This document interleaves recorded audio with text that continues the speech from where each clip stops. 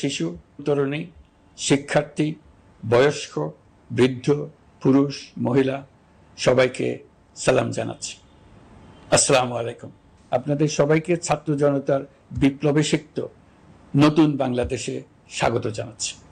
গভীর শ্রদ্ধা জানাচ্ছি জুলাই আগস্ট মাসে ফ্যাসিবাদের বিরুদ্ধে ছাত্র জনতার অভ্যুত্থানে নিহত সকলের প্রতি। তাদের আত্মার মাগফিরাত কামনা করছি। তাদের আত্মত্যাগের বিনিময়ে নতুন বাংলাদেশ গড়ার শপথ নিয়ে আমি আপনাদের কাছে কিছু কথা বলতে চাই।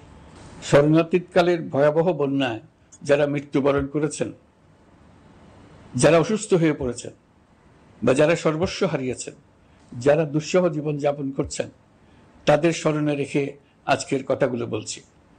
বন্যা দুর্গতদের জীবন দ্রুত স্বাভাবিক করার জন্য যাবতীয় উদ্যোগ সরকারি বেসরকারি পর্যায়ে নেবার আয়োজন করেছি। ভবিষ্যতে সকল ধরনের বন্যা প্রতিরোধে আমাদের আভ্যন্তরীণ এবং প্রতিবেশীদের সঙ্গে যাতে যৌথভাবে নেওয়া যায় সে আলোচনা শুরু করেছে।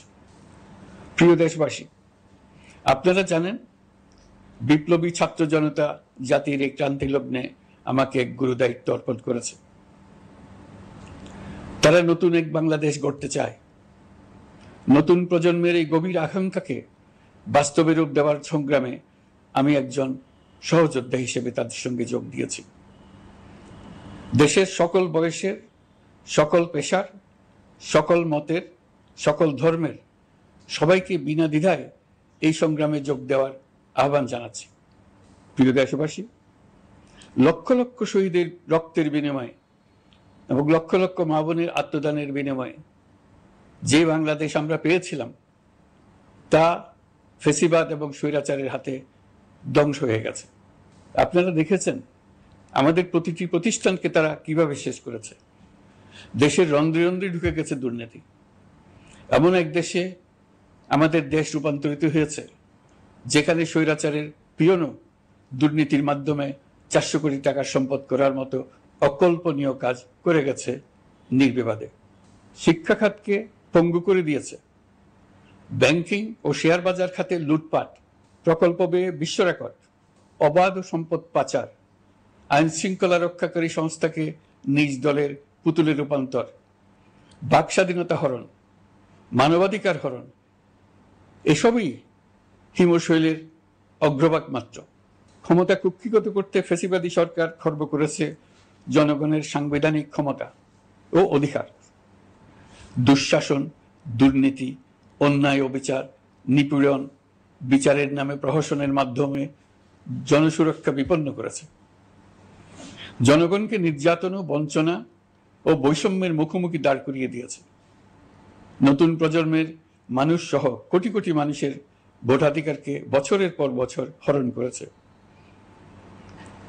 মানুষের এগিয়ে যাওয়ার পথে সকল ধরনের প্রতিবন্ধকতা তৈরি করে স্বৈরাচার তার নিজের, পরিবারের ও দলের কিছু মানুষের হাতে দেশের মালিকানা তুলে দিয়েছে। প্রিয় দেশবাসী, কিন্তু এই দ্বার প্রান্তে দাঁড়িয়েই আমাদের গড়তে হবে স্বপ্নের বাংলাদেশ।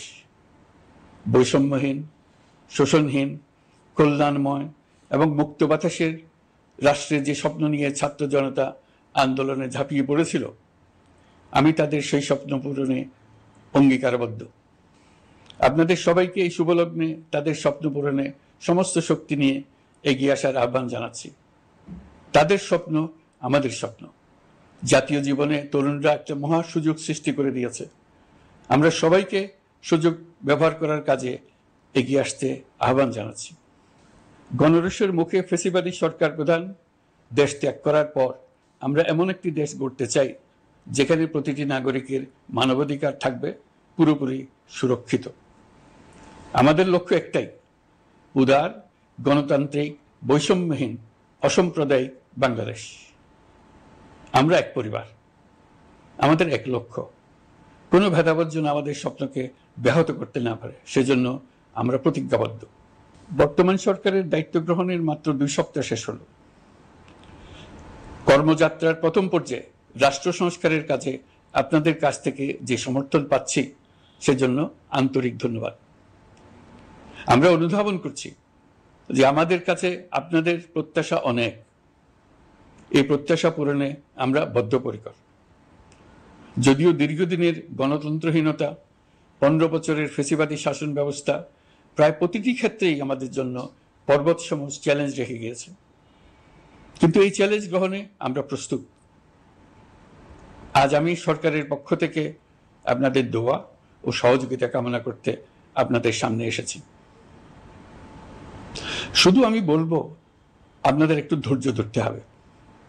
এখনই সব দাবি পূরণ করার জন্য জোর করা, প্রতিষ্ঠানে ঢুকে ব্যক্তিবিশেষকে হুমকির মধ্যে ফেলা, মামলা গ্রহণের জন্য চাপ সৃষ্টি করা, বিচারের জন্য গ্রেফতারকৃত ব্যক্তিকে আদালতে হামলা করে আগেই এক ধরনের বিচার করে ফেলার যে প্রবণতা, তা থেকে বের হতে হবে।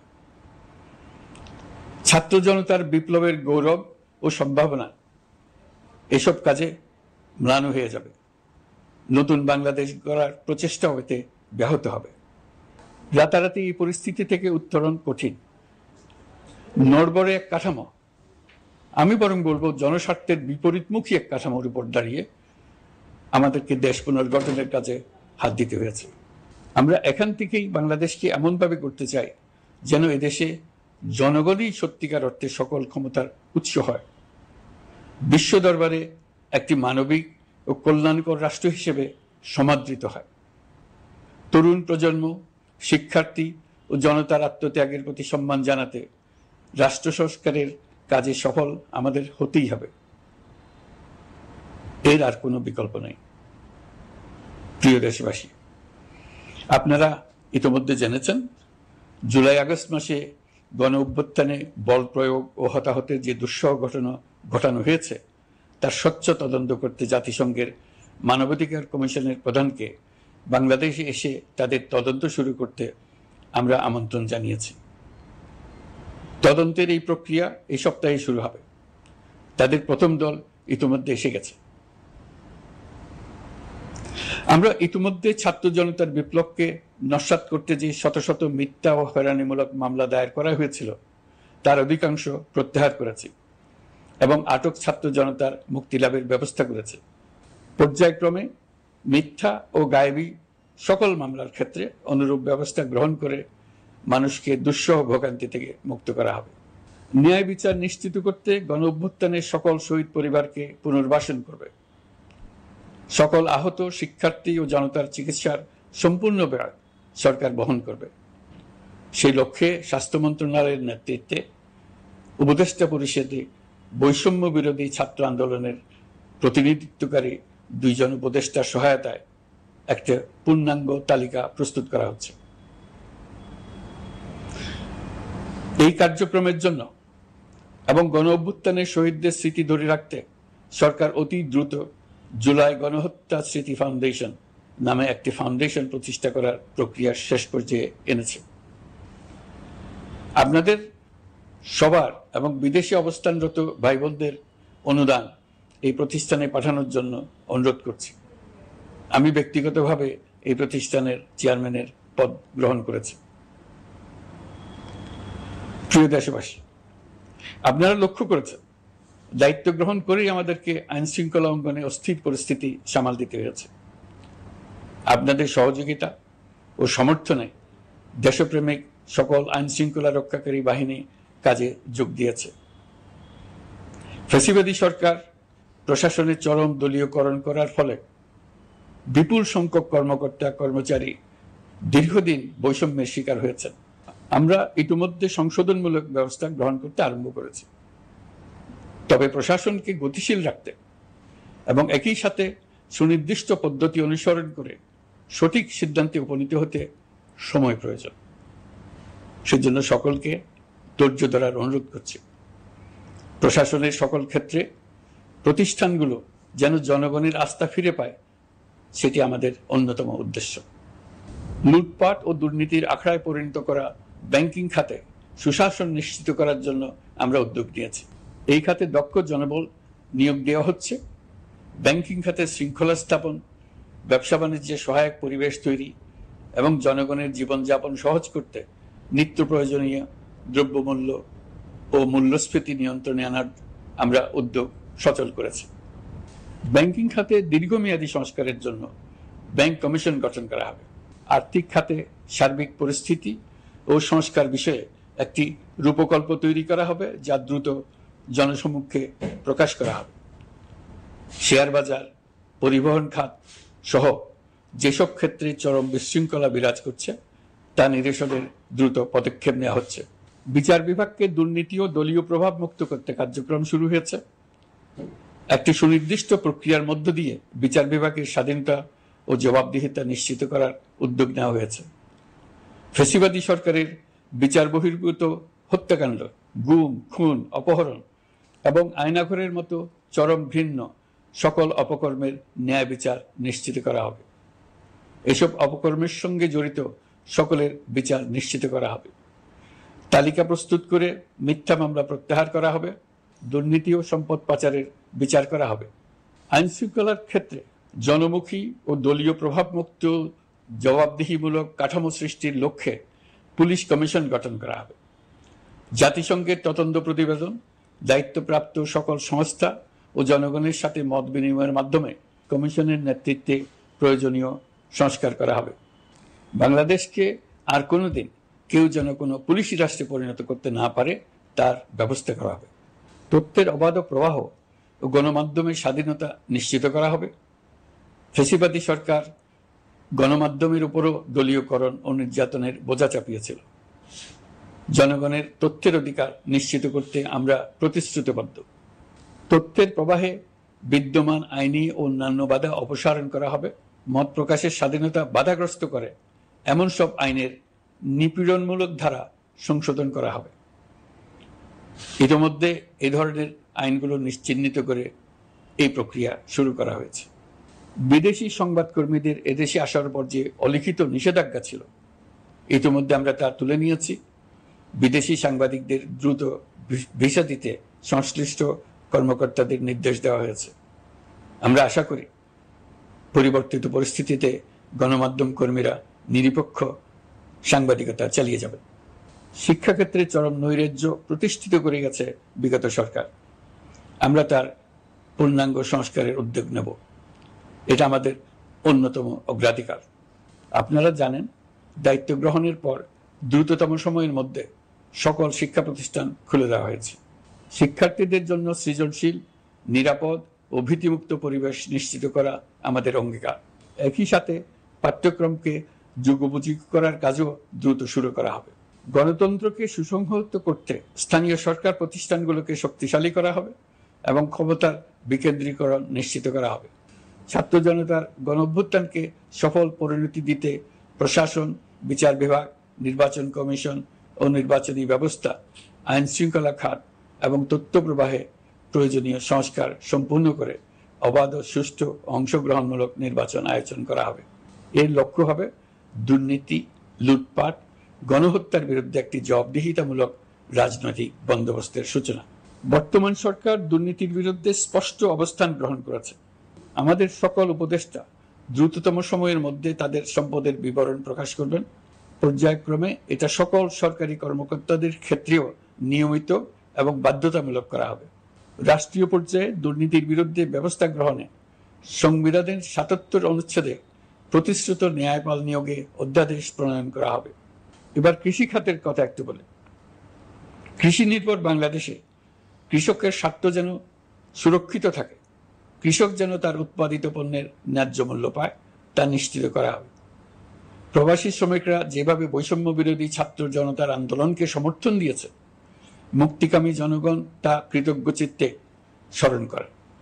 তাদের প্রতি সকল পর্যায়ে সম্মানজনক আচরণ নিশ্চিত করা হবে। বাংলাদেশের স্বাস্থ্য খাত অন্যতম দুর্নীতিগ্রস্ত খাত।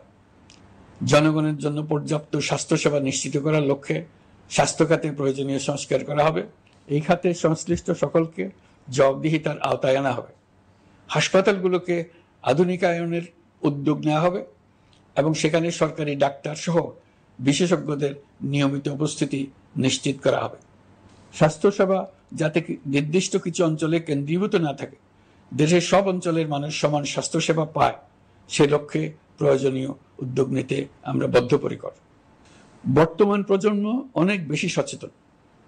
বিশ্বের বিভিন্ন প্রান্তে ঘটে যাওয়া পরিবর্তন বিষয়ে তারা ওয়াকিবহাল শুধু নয়, তারা নেতৃত্ব দিচ্ছে। তারা যে উন্নয়নের স্বপ্ন দেখে তা টেকসই এবং পরিবেশ বান্ধব। প্রকৃতি ধ্বংসকারী উন্নয়ন নয়। শুধু জিডিপি একটি দেশের উন্নয়নের মাপকাঠি হতে পারে না। নদী, নালা, খাল, বিল, পাহাড়, বন, মাটি আর বাতাস ধ্বংস আর দূষিত করে যে উন্নয়ন হয় তা দীর্ঘমেয়াদী টেকসই নয়। জীবাশ্ম জ্বালানির বিরুদ্ধে পরিবেশবাদীদের সাথে আমাদের সরকারের অবস্থান সামঞ্জস্যপূর্ণ। জলবায়ু পরিবর্তন রোধ করতে এবং আগামী প্রজন্মের জন্য সুস্থ একটা পৃথিবী রেখে যেতে কার্বন নিঃসরণ শূন্যের কোটায় নামিয়ে আনার বিকল্প নেই। আমাদের সরকার পরিবেশ ও জলবায়ু রক্ষায় সর্বোচ্চ গুরুত্ব দেবে। এই কার্যক্রমে তরুণ সম্প্রদায়কে সম্পৃক্ত করা হবে। ইতোমধ্যে বিভিন্ন রাষ্ট্র ও জাতিসংঘ বর্তমান সরকারের কর্মসূচির প্রতি সমর্থন ব্যক্ত করেছে। আমরা সকল রাষ্ট্রের সাথে বন্ধুত্বপূর্ণ সম্পর্ক বজায় রাখব। আমাদের পররাষ্ট্রনীতির ভিত্তি হবে পারস্পরিক আস্থা, বিশ্বাস ও সহযোগিতা। আমরা মানবাধিকার আইন সহ সকল আন্তর্জাতিক আইনের প্রতি শ্রদ্ধাশীল। আমাদের পক্ষ থেকে গুম বিষয়ক আন্তর্জাতিক চুক্তির পক্ষরাষ্ট্র হওয়া সহ বিভিন্ন পদক্ষেপ নেওয়া হয়েছে। ইতিমধ্যে পক্ষভুক্ত এমন সকল আঞ্চলিক ও দ্বিপাক্ষিক চুক্তি ও সমঝোতা বাস্তবায়ন করে যাব। আমাদের সরকার রোহিঙ্গা সমস্যার বাস্তবসম্মত সমাধানের লক্ষ্যে আন্তর্জাতিক সম্প্রদায়ের সাথে কাজ করে যাবে। আমরা জাতীয় ঐক্যে বিশ্বাসী। প্রয়োজনীয় সংস্কারের লক্ষ্যে রাজনৈতিক ঐক্যের মধ্য দিয়ে নিশ্চিত করা হবে নারী, শিশু, প্রতিবন্ধী, ধর্মীয় সংখ্যালঘু, আদিবাসী সকলেই এদেশের নাগরিক এবং সমান আইনের সুরক্ষার অধিকারী। তাদের সকলের মানবিক অধিকার সহ অন্যান্য সকল অধিকার নিশ্চিত করার উদ্যোগ নেওয়া হবে। এই জন্য আমি উপদেষ্টা পদমর্যাদা সম্পন্ন একজন বিশেষ সহকারী নিয়োগ দিয়েছি, যার দায়িত্ব হবে জাতীয় সংহতি উন্নয়ন। বন্যা কবলিত এলাকার সকল মানুষের দুর্ভোগ লাঘবে সরকার সঠিক সহায়তা দেওয়ার জন্য সরকারের যত কার্যক্রম আছে তাদের সচল করেছে। ইতিমধ্যে উপদেষ্টাবৃন্দ বিভিন্ন এলাকার দায়িত্ব নিয়ে এলাকায় গেছেন। আমার কার্যালয়ে একটা নিয়ন্ত্রণ কক্ষ স্থাপন করা হয়েছে। বন্যা পরবর্তী কার্যক্রম নেওয়া হয়েছে। ভবিষ্যতে বন্যা নিয়ন্ত্রণের জন্য করণীয় কি স্থির করার জন্য পদক্ষেপ নেওয়া হচ্ছে। দেশপ্রেমিক সেনাবাহিনী, পুলিশ, বিজিবি, র্যাবকে গুম নির্যাতনের কাজে লাগিয়ে তাদের কলঙ্কিত করা হয়েছে। তারা দেশের গৌরব। তাদেরও কিছু অতি উৎসাহী সদস্যের কারণে পুরো বাহিনীকে আমরা কলঙ্কিত দেখতে চাই না। আমরা অপরাধীদের চিহ্নিত করতে চাই এবং তাদের শাস্তি দিতে চাই, যেন ভবিষ্যতে কারো হুকুমে দেশপ্রেমিক কোনো বাহিনীর, পুলিশের, র্যাবের কোনো সদস্য হত্যাকাণ্ড, গুম ও অত্যাচারে জড়িত হওয়ার সাহস না করে। তাদের কাছে হুকুম যত বড় কর্তৃপক্ষের কাছ থেকে আসুক না কেন, তারা তা উপেক্ষা করবে। ভবিষ্যতে উপরওয়ালার হুকুমে এমন ঘৃণ্য কাজ করতে বাধ্য হয়েছে এমন ব্যাখ্যা কারো কাছে গৃহীত না হয় তার ব্যবস্থা করা হবে। আমি দেশরক্ষা বাহিনী, পুলিশ বাহিনী এবং অন্যান্য সহল বাহিনীকে নির্দেশ দিয়েছি তারা তাদের মধ্যে যারা হত্যাকাণ্ড, গুম, খুন বা শারীরিক মানসিক অত্যাচারে সরাসরি জড়িত তাদের চিহ্নিত করে বিচারের ব্যবস্থা করতে। যারা গুম হয়েছে, হত্যার শিকার হয়েছে তাদের তালিকা প্রস্তুত করতে। তাদের পরিবার সমূহকে সান্ত্বনা দেওয়ার ভাষা আমার নাই। তাদের জীবনে শান্তি ফিরিয়ে আনতে আমরা প্রচেষ্টা অব্যাহত রাখব। আমি সকল দেশরক্ষা বাহিনী ও আইনশৃঙ্খলা বাহিনীকে তাদের উপর জনগণের সম্পূর্ণ আস্থা ফিরিয়ে আনতে সকল পদক্ষেপ গ্রহণ করতে নির্দেশ দিয়েছি। গত 15 বছরের দুর্নীতি, অর্থ পাচার ও জনস্বার্থ বিরোধী চুক্তি স্বাক্ষর, প্রকল্পের নামে লুটপাট ইত্যাদি তথ্য নিয়ে একটি শ্বেতপত্র প্রণয়নের জন্য আমি ইতিমধ্যে একটি কমিটি গঠন করেছি। আমি বিভিন্ন দেশের রাষ্ট্রদূত এবং দাতা সংস্থার প্রতিনিধিদের সঙ্গে বৈঠক করেছি এবং করে যাচ্ছি। ছাত্র জনতার গণঅভ্যুত্থানের পর দেশ গঠনের জন্য সকল প্রকার আর্থিক অন্যান্য সহযোগিতার জন্য তাদেরকে অনুরোধ জানাচ্ছি। তারা এই ব্যাপারে আগ্রহ দেখাচ্ছে। তাদের কাছে আমাদের প্রস্তাব সমূহ প্রণয়ন করে দ্রুত পাঠানোর ব্যবস্থা নিয়েছে। তাদেরকে অনুরোধ জানিয়েছে তারা যেন পরিস্থিতির কারণে অতি দ্রুত অর্থ ছাড় করার ব্যবস্থা নেন। তাদেরকেও বলেছি যে অবস্থার মধ্য দিয়ে আমরা যাচ্ছি তা যেমন একটি দুর্যোগপূর্ণ সময়, তেমনি এটা জাতির জীবনে মস্ত বড় সুযোগ। এই সুযোগকে যেন আমরা পূর্ণভাবে কাজে লাগাতে পারি, সেই জন্য তাদের সহযোগিতা চেয়েছে। এই গণ অভ্যুত্থানে বিদেশে অবস্থানকারী বাংলাদেশিরা অত্যন্ত গুরুত্বপূর্ণ ভূমিকা পালন করেছেন। জাতি তাদের অবদান বিশেষভাবে স্মরণ করবে।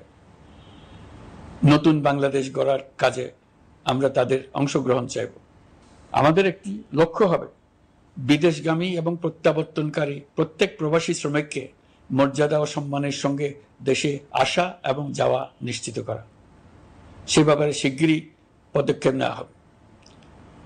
বিদেশে অবস্থানরত সকলের কাছে আমার আবেদন, তারা যেন তাদের উপার্জিত অর্থ অফিসিয়াল চ্যানেলে দেশে পাঠান। দেশের অর্থনৈতিক সংকট উত্তরণে এই অর্থ বিশেষভাবে প্রয়োজন।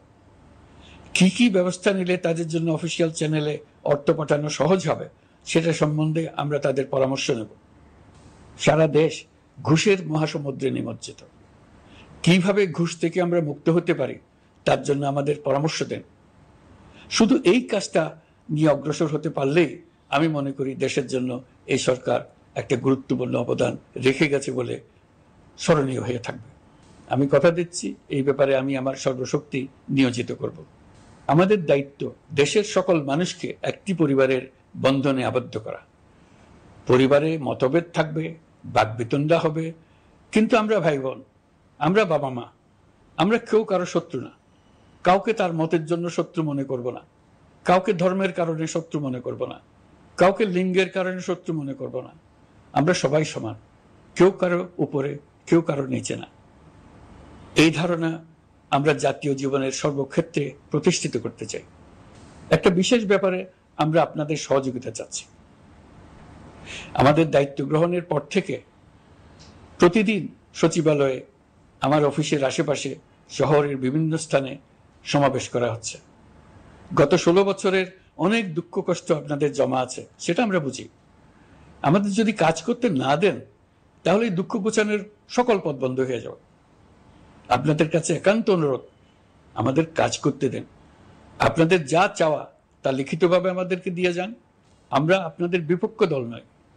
আইনসঙ্গতভাবে যা কিছু করার আছে আমরা অবশ্যই তা করব, কিন্তু আমাদেরকে ঘেরাও করে এই গুরুত্বপূর্ণ দিনগুলোতে আমাদের কাজে বাধা দেবেন না। সবাই মিলে তাদের বোঝান, তারা যেন এই সময়ে তাদের অভিযোগের প্রতি দৃষ্টি আকর্ষণের জন্য আমাদের দৈনন্দিন গুরুত্বপূর্ণ কাজে বাধা না দেন। একটা বিষয়ে সবাই জানতে আগ্রহী, কখন আমাদের সরকার বিদায় নেবে। এটার জবাব আপনাদের হাতে। কখন আপনারা আমাদেরকে বিদায় দেবেন? আমরা কেউ দেশ শাসনের মানুষ নই। আমাদের নিজ নিজ পেশায় আমরা আনন্দ পাই। দেশের সংকটকালে ছাত্রদের আহ্বানে আমরা এই দায়িত্ব গ্রহণ করেছি। আমরা সমস্ত শক্তি দিয়ে দায়িত্ব পালন করব। আমাদের উপদেষ্টা মণ্ডলীও এই লক্ষ্যে উদ্বুদ্ধ হয়ে সবাই মিলে একটা টিম হিসেবে কাজ করে যাচ্ছি। কখন নির্বাচন হবে সেটা সম্পূর্ণ রাজনৈতিক সিদ্ধান্ত, আমাদের সিদ্ধান্ত নয়। দেশবাসীকে ঠিক করতে হবে আপনারা কখন আমাদেরকে ছেড়ে দেবেন। আমরা ছাত্রদের আহ্বানে এসেছি, তারা আমাদের প্রাথমিক নিয়োগকর্তা। দেশের আপামর জনসাধারণ আমাদের নিয়োগ সমর্থন করেছে। আমরা ক্রমাগতভাবে সবাইকে বিষয়টি স্মরণ করিয়ে যাব, যাতে হঠাৎ করে এই প্রশ্ন উত্থাপিত না হয় আমরা কখন যাব। তারা যখনই বলবে আমরা চলে যাব। আমরা সংস্কারের অংশ হিসেবে নির্বাচন কমিশনকেও সংস্কার করব। কমিশনকে যে কোনো সময় আদর্শ নির্বাচনের জন্য প্রস্তুত রাখব। আমরা বিভিন্ন সংস্কারের কাজ শুরু করেছি। দেশবাসীকে অনুরোধ করব একটা আলোচনা শুরু করতে। আমরা সর্বনিম্ন কি কি কাজ সম্পূর্ণ করে যাব, কি কি কাজ মোটামুটি করে গেলে হবে। এই আলোচনার মাধ্যমে আমরা একটা দিক নির্দেশনা পেতে পারি। তবে চূড়ান্ত সিদ্ধান্ত রাজনৈতিক সিদ্ধান্ত, সেটা রাজনৈতিক আলোচনা থেকেই আসবে। এই দিক নির্দেশনা না পেলে আমরা দাতা সরকার এবং আন্তর্জাতিক অর্থনৈতিক প্রতিষ্ঠানসমূহের সঙ্গে আলোচনায় দৃঢ়তার সঙ্গে অগ্রসর হতে পারছি না। আমি নিশ্চয়তা দিচ্ছি, আমরা আমাদের পক্ষ থেকে মেয়াদ বৃদ্ধির কোনো প্রশ্ন তুলব না। আমরা আপনাদের সকলের দোয়া চাই। যেই কদিন আছি সেই সময়টুকু উপদেষ্টা মণ্ডলীর প্রত্যেকে নিজ নিজ সাধ্যমতো দেশের এই সংকটকালে সংকট উত্তরণে যেন নিজ নিজ মেধা সাধ্যমতো কাজে লাগাতে পারে। নতুন বাংলাদেশ গড়ার যে সুযোগ ছাত্র জনতার রক্তের বিনিময়ে আমরা অর্জন করলাম, আমরা আমাদের মতানৈক্যের কারণে সেটা যেন হাতছাড়া করে না ফেলে, এটা আমরা নিশ্চিত করতে চাই। এই সুযোগ এবার হারিয়ে ফেললে আমরা জাতি হিসেবে পরাজিত হয়ে যাব। শহীদ, আহত এবং জীবিত ছাত্র জনতার কাছে আমরা প্রতিজ্ঞাবদ্ধ থাকতে চাই। আমরা এই অর্জনকে কিছুতেই হারিয়ে যেতে দেব না। যে সুযোগ তারা আমাদেরকে দিয়েছে তার মাধ্যমে আমাদের দেশকে পৃথিবীর একটি শ্রদ্ধেয়, সকল দিকে দৃষ্টান্ত স্থাপনকারী দেশে পরিণত করতে আমরা শপথ নিয়েছি।